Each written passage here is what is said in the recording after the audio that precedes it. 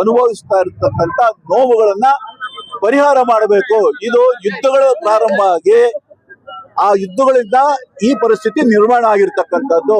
ಕೇಂದ್ರ ಸರ್ಕಾರ ಮೋದಿಯವರು ಕಣ್ ತೆರೆದು ಈ ಯಾರು ಯುದ್ಧ ಮಾಡ್ತಾ ಇದ್ದಾರೋ ಅವ್ರಿಗೆ ಏನ್ ಹೇಳ್ಬೇಕು ಹೇಳಿ ಆ ಯುದ್ಧಗಳನ್ನ ನಿಲ್ಸೋದ್ರ ಜೊತೆಗೆ ನಮ್ಮ ದೇಶಕ್ಕೆಲ್ಲ ಬರೀ ಸುಮಾರು ದೇಶಗಳಿಗೆ ಇವತ್ತು ಗ್ಯಾಸ್ ಸಿಗ್ತಾ ಇಲ್ಲ. ರೈತರ ಉಪಕರಣಗಳು ಬೆಲೆಗಳು ಡಬಲ್ ಆಗಿದೆ. 1000 ರೂಪಾಯಿ ವಸ್ತು 2000, 2000 4000. ಈ ರೀತಿಯಾಗಿ ಬಹಳಷ್ಟು ತೊಂದರೆಗೆ ಈಡಾಗ್ತಾ ಇರ್ತಕ್ಕಂಥದ್ದು ನಮ್ಮ ಜನ. ಇವತ್ತು ರೂಪಾಯಿ ಮೌಲ್ಯ 92 ಎಷ್ಟು ಮೇಲಕ್ಕೆ ಹೋಗಿದೆ. ಅಂದ್ರೆ ನಮ್ಮ ನೋಟು ಬೀಳ್ತಾನೆ ಇದೆ. ಇದು ಸರಿಪಡಿಸಬೇಕಾಗಿರೋದು ಕೇಂದ್ರ ಸರ್ಕಾರದ ಕರ್ತವ್ಯ. ಈ ಎಲ್ಲಾ ಸಮಸ್ಯೆಗಳನ್ನು ಬಗೆಹರಿಸೋದಕ್ಕೋಸ್ಕರ ನಾವು ಈ ಪ್ರತಿಭಟನೆ ಮೂಲಕ ಕೇಂದ್ರ ಸರ್ಕಾರಕ್ಕೆ ಕಣ್ತರಿಸಬೇಕು, ಇದನ್ನ ಪರಿಹರಿಸ ಮಾಡಬೇಕು.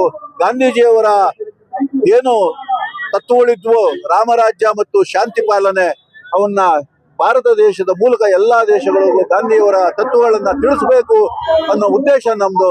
ಅದಕ್ಕಾಗಿ ಈ ಪ್ರತಿಭಟನೆ ಮೂಲಕ ಅವ್ರಿಗೆ ಗೊತ್ತಾಗ್ಲಿ ಅಂತ ನಾವು ಈ ಪ್ರತಿಭಟನೆ ಮಾಡ್ತಾ ಇದ್ದೀವಿ.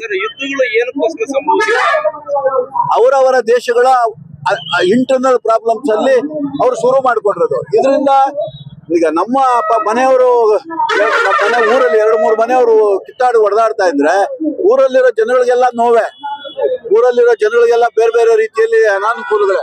ಆ ರೀತಿ ಆಗ್ತಾ ಇರೋದು ನಿಮ್ಗೆಲ್ಲ ಗೊತ್ತಿದೆ. ಈ ರೀತಿ ಆಗಬಾರ್ದು.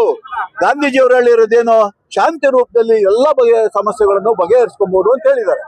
ಈ ಸಾವು ನೋವುಗಳು ಲಕ್ಷಾಂತರ ಜನ ಸಾಯಿಸೋ ಬದಲು ಗಾಂಧೀಜಿಯವರ ಮಾರ್ಗವನ್ನ ಅನುಸರಿಸ್ಕೊಂಡು ಯಾಕೆ ಶಾಂತಿ ರೀತಿಯಲ್ಲಿ ಏನೇ ಸಮಸ್ಯೆ ಬಂದ್ರು ಪಾಲನೆ ಮಾಡಬಹುದು, ಪರಿಹರಿಸ್ಕೊಳ್ಬಹುದು ಅನ್ನೋ ಉದ್ದೇಶ ನಮ್ದು.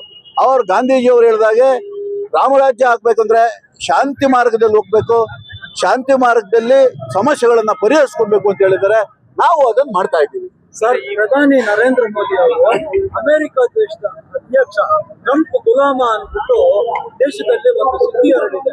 ಇದ್ರ ಬಗ್ಗೆ ನೀವೇನ್ ಹೇಳ್ತೀರಾ?